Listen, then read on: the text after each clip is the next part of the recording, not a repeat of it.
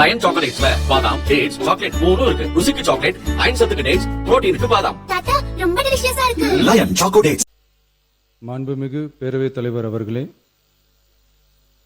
நம்மளோட குடும்பத்தில் இருக்கிற, நம்மளோட வீட்டில் இருக்கிற நம்ம பாட்டியை, நம்ம அம்மாவை, நம்ம அக்காவை, நம்ம தங்கச்சியை பற்றின ஒரு தீர்மானம். அதை பற்றி பேசுறதுக்கு, அவங்களுக்காக பேசுறதுக்கு நம்ம மனசில் இருந்து, நம்ம இதயத்தில் இருந்து பேசுகிறேன். இதுக்கு முன்னாடி இந்த விஜய்க்கு கிடைச்ச இடத்துக்கும், இதுக்கு முன்னாடி இந்த விஜய்க்கு கிடைச்ச இடத்துக்கும், இன்னைக்கு இந்த விஜய்க்கு கிடைச்சிருக்கிற இடத்துக்கும் மிகப்பெரிய காரணமாக இருக்கிறதுல என்னோட பாட்டி, அம்மா, அக்கா, தங்கச்சிங்க தான் மிகப்பெரிய காரணம்ங்கிறத என்னால் மறுக்கவே முடியாது. அந்த நன்றி விசுவாசத்தோட, அப்படி ஒரு உணர்வோட தான் இப்போ இங்கே நின்று பேசுகிறேன்.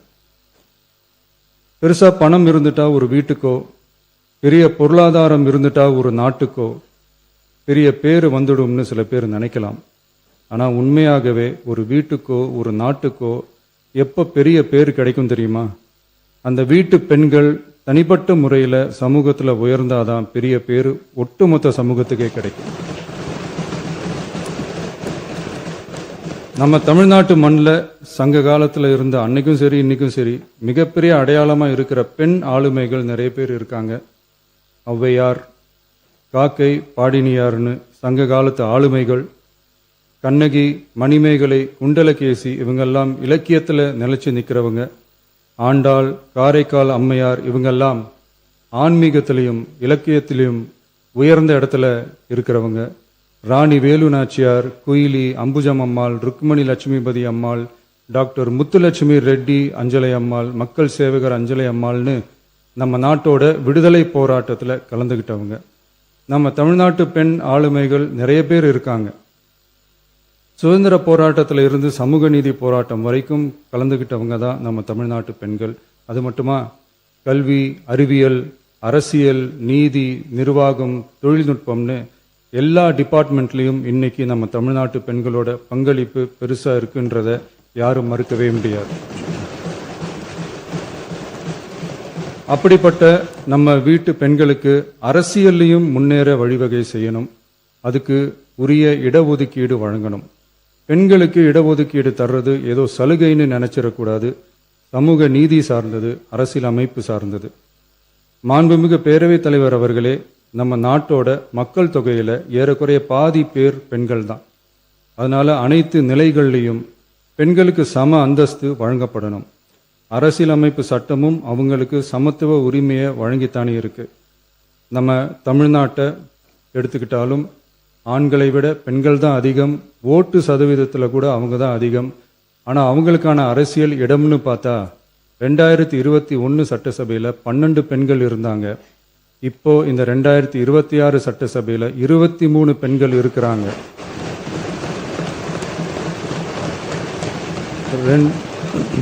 ரெண்டு மடங்கு ஆகி இருக்கு. ஆனாலும் சதவீத கணக்குப்படி பெருசா உயரல.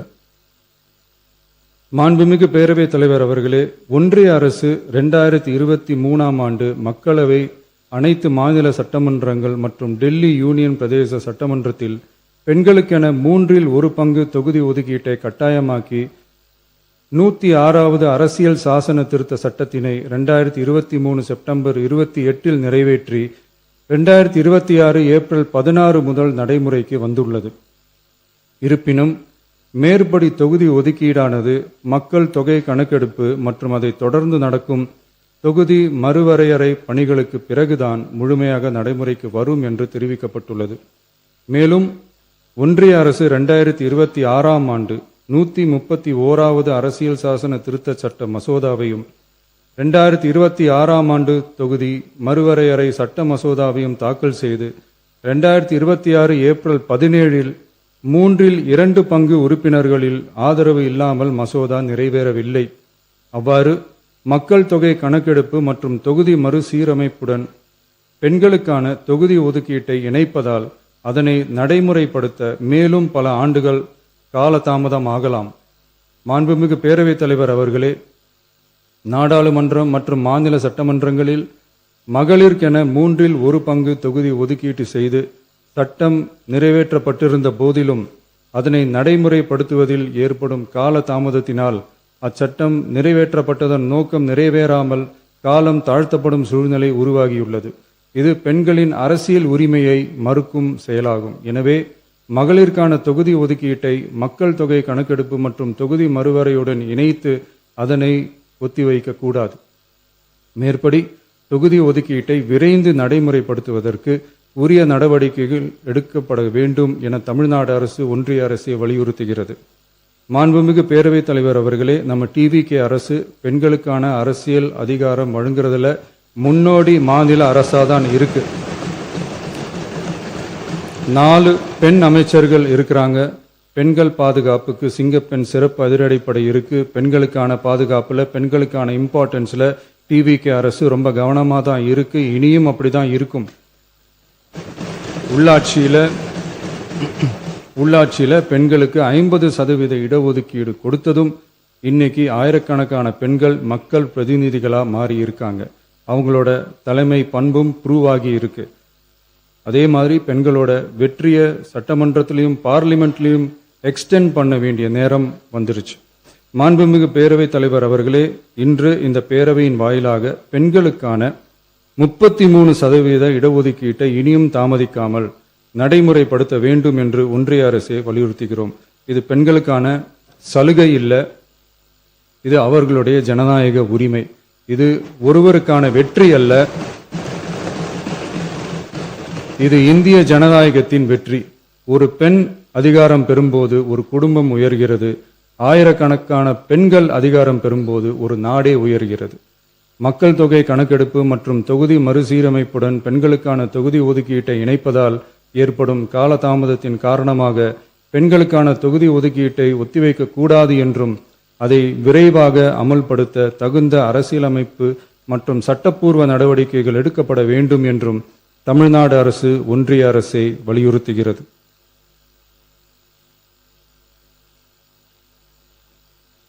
மாண்புமிகு பேரவைத் தலைவர் அவர்களே, டீலிமிட்டேஷன் தொடர்பான ஆலோசனை கூட்டம் தமிழ்நாட்டு மக்களவை மற்றும் மாநிலங்களவை உறுப்பினர்களுடன் தமிழ்நாடு அரசால் நமது தலைமையில் 8/8/2026 அன்று கலைவாணர் அரங்கத்தில் நடந்துச்சு. அந்த கூட்டத்தில் தமிழ்நாட்டை சேர்ந்த அனைத்து மக்களவை மற்றும் மாநிலங்களவை உறுப்பினர்களுக்கும் அழைப்பு விடுக்கப்பட்டு இந்திய தேசிய காங்கிரஸ் கட்சியின் 11 உறுப்பினர்களும், விடுதலை சிறுத்தைகள் கட்சியின் 2 உறுப்பினர்களும், இந்திய கம்யூனிஸ்ட் கட்சியின் 2 உறுப்பினர்களும், மார்க்சிஸ்ட் கம்யூனிஸ்ட் கட்சியின் 2 உறுப்பினர்களும், இந்திய யூனியன் முஸ்லீம் லீக் கட்சியின் உறுப்பினரும் மற்றும் மறுமலர்ச்சி திராவிட முன்னேற்ற கழகத்தின் உறுப்பினரும் என 6 கட்சிகளை சேர்ந்த உறுப்பினர்கள் பங்கேற்றாங்க. இந்த கூட்டத்தில் டீலிமிட்டேஷன் தொடர்பாக விரிவாக ஆலோசிக்கப்பட்டுச்சு. அந்த ஆலோசனையில் டீலிமிட்டேஷனால தமிழ்நாடு மற்றும் தென் மாநிலங்களுக்கு ஏற்படக்கூடிய பாதிப்புகள் குறித்தும் அதை சரி செய்யறதுக்கான வழிமுறைகள் குறித்தும் விவாதிக்கப்பட்டு இறுதியில் டீலிமிட்டேஷன் தொடர்பாக சட்டமன்றத்தில் ஒரு தீர்மானம் இயற்றலாம்னு முடிவானுச்சு. மாண்புமிகு பேரவைத் தலைவர் அவர்களே, இந்தியாவில் 1952ஆம் ஆண்டு முதல் பொது தேர்தல் நடத்தப்பட்டது. அது தொடர்ந்து ஒவ்வொரு 10 ஆண்டுகளுக்கு ஒருமுறை நடத்தப்படுற சென்சஸ் டீடைல்ஸ் படி மக்களவை மற்றும் சட்டப்பேரவை தொகுதிகளின் எண்ணிக்கையை மறுசீரமைப்பு செஞ்சு 1976 வரை தேர்தல்கள் நடத்தப்பட்டது. இந்த நிலையில் 1976ஆம் ஆண்டு 42வது அரசியலமைப்பு சட்ட திருத்தப்படி மக்கள் தொகையை சிறப்பாக கட்டுப்படுத்தும் மாநிலங்களுக்கு டீலிமிட்டேஷன் காரணமா மக்களவை உறுப்பினர் எண்ணிக்கையில் எந்தவித பாதிப்பும் ஏற்படக்கூடாது என்பதற்காக அடுத்த 25 வருஷத்துக்கு 1971ஆம் ஆண்டு சென்சஸ் படி பாராளுமன்ற உறுப்பினர்களின் எண்ணிக்கை வைக்கப்படும்னு சட்டம் இயற்றப்பட்டது. அதை தொடர்ந்து அதே நிலையை முன்னிறுத்தி 84வது மற்றும் 87வது அரசியலமைப்பு சட்ட திருத்தம் 1971 சென்சஸ் படி மக்களவை தொகுதிகள் நிலைநிறுத்தப்பட்டன. இந்த திருத்தங்களோட நோக்கமே மக்கள் தொகை கட்டுப்பாட்டை செயல்படுத்திய மாநிலங்களின் உரிமைகளை பாதுகாக்கிறது தான். மாண்புமிகு பேரவைத் தலைவர் அவர்களே, அந்த 25 வருஷ லிமிட் இந்த 2026 முடியுது.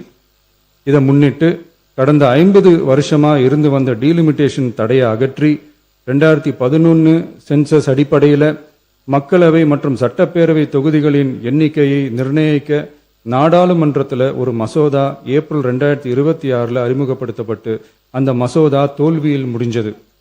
இப்போ மீண்டும் ஒன்றிய அரசு மக்களவை உறுப்பினர்களின் எண்ணிக்கையை 50% அதிகரிக்க செய்து டீலிமிட்டேஷன் மசோதாவை அறிமுகப்படுத்த உத்தேசித்து இருப்பதா சில அரசியல் கட்சிகள் தெரிவிப்பதா கூறப்படுது.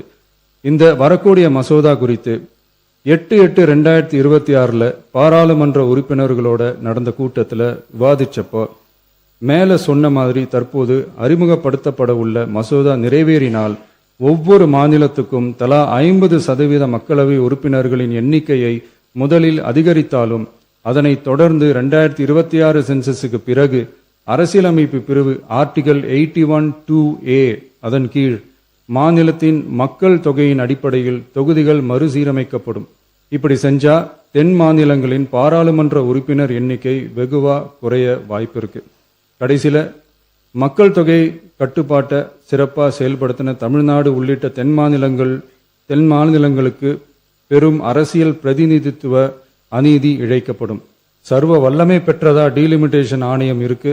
இந்த அதிகாரத்தை தவிர்த்து பாராளுமன்றத்திற்கே இறுதி செய்யும் அதிகாரம் இருக்க வேண்டும் என்ற கருத்தும் முன்வைக்கப்பட்டது.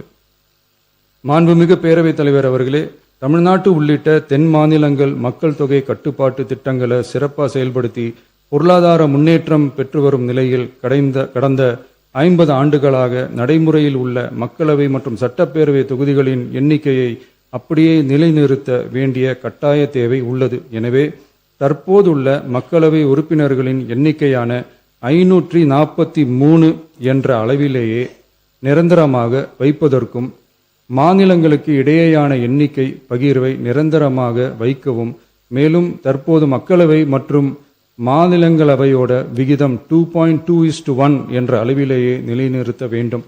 அதற்கு தேவையான மற்றும் உரிய சட்ட திருத்தங்கள் பாராளுமன்றத்தில் கொண்டு வர வேண்டும் என்ற கருத்தை ஒருமனதா தீர்மானிக்கப்பட்டுச்சு. மாண்புமிகு பேரவைத் தலைவர் அவர்களே, மகளிர் இடஒதுக்கீடு சட்டத்தினை அமுல்படுத்த மேலும் காலதாமதம் இல்லாமல் தற்போது 543 என்ற நிலையிலேயே 1/3 தொகுதி மகளிர் தொகுதிக்கு வருகின்ற 2029 பாராளுமன்ற தேர்தலில் நடைமுறைப்படுத்த வேண்டும் என்ற முன்மொழியும் தீர்மானிக்கப்பட்டுச்சு. ஆகவே மேற்கூறிய காரணங்களால் தமிழ்நாட்டில் உள்ள அனைத்து சட்டமன்ற கட்சியின் தலைவர்களும் ஒருமித்த கருத்தோடு தமிழ்நாட்டை முன்னிறுத்தி கட்சி வேறுபாடின்றி ஒருமித்த குரலில் பேச வேண்டும் என்ற கருத்தை வலியுறுத்தி நாம முன்மொழிகிற தீர்மானத்தை ஒருமனதாக நிறைவேற்றி தருமாறு கேட்டுக்கொள்கிறோம். தொகுதி மறுவரையறை மற்றும் மகளிர் இடஒதுக்கீடு அரசினர் தனி தீர்மானம். தமிழ்நாடு உள்ளிட்ட அனைத்து மாநிலங்கள் மற்றும் யூனியன் பிரதேசங்களில் மக்களவை சட்டப்பேரவை உறுப்பினர்களின் எண்ணிக்கையானது கடந்த 50 ஆண்டுகளாக 1971ஆம் ஆண்டினுடைய மக்கள் தொகை கணக்கெடுப்பு புள்ளி விவரங்களின்படி நிர்ணயிக்கப்பட்டு தேர்தல்கள் நடத்தப்பட்டு வருகிறது.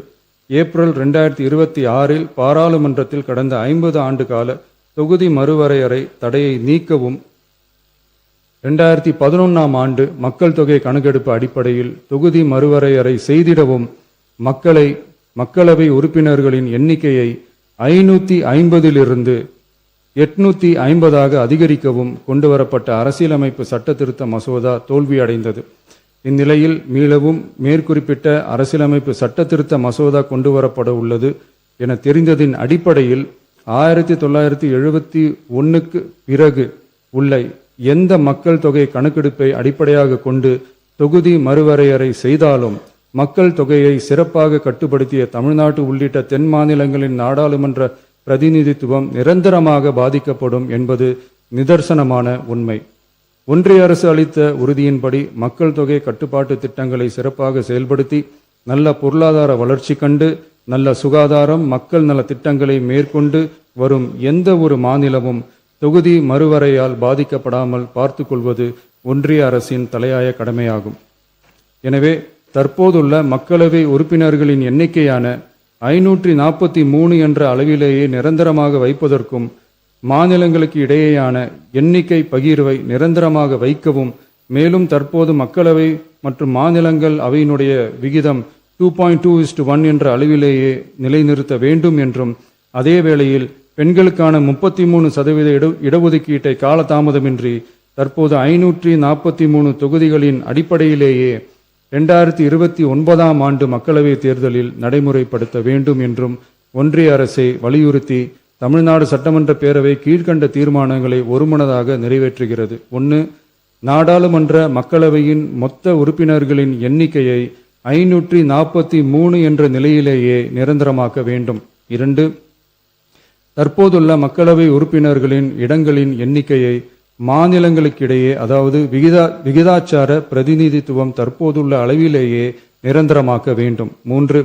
வரவிருக்கும் மக்களவை பொது தேர்தலிலும் அதன் பிறகு சட்டமன்ற பொது தேர்தல்களிலும் 1/3 தொகுதி ஒதுக்கீட்டு பலனை பெண்கள் பெறுவதை உறுதி செய்ய வேண்டும் என ஒன்றிய அரசை தமிழ்நாடு சட்டமன்ற பேரவை ஒருமனதாக வலியுறுத்துகிறது. மாண்புமிகு பேரவைத் தலைவர் அவர்களே, இந்த தீர்மானம் ஒரு அரசியல் கட்சியின் தீர்மானம் அல்ல, தமிழ்நாட்டின் உரிமையை நிரந்தரமாக பாதுகாக்கும் தீர்மானம். எனவே அனைத்து கட்சிகளை சேர்ந்த மாண்புமிகு பேரவை உறுப்பினர்கள் இந்த தீர்மானத்தை ஒருமனதாக நிறைவேற்றி தர வேண்டும் என்று கேட்டுக்கொள்கிறோம். நன்றி.